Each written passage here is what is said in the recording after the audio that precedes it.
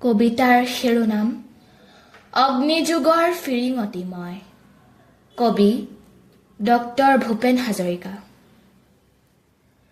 অগ্নিযুগৰ ফিৰিঙতি মই, নতুন অসম গঢ়িম, সৰ্বহাৰাৰ সৰ্বস্ব পুনৰ ফিৰাই আনিম, নতুন ভাৰত গঢ়িম।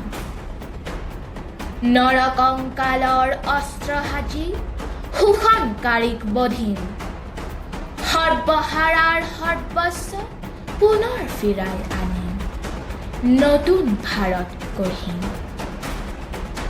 ধৰ্ম ব্যৱসায়ীৰ ঠাই নাই তাত, জাতিৰ অহংকাৰ লয় পাবতা, অস্পৃশ্যতাৰ মহাদানৱক আপোন হাতেৰে নাহিম, নতুন ভাৰত গঢ়িম।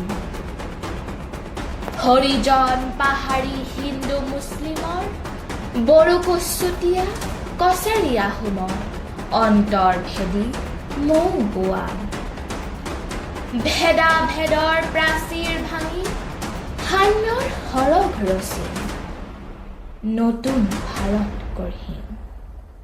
ধন্যবাদ।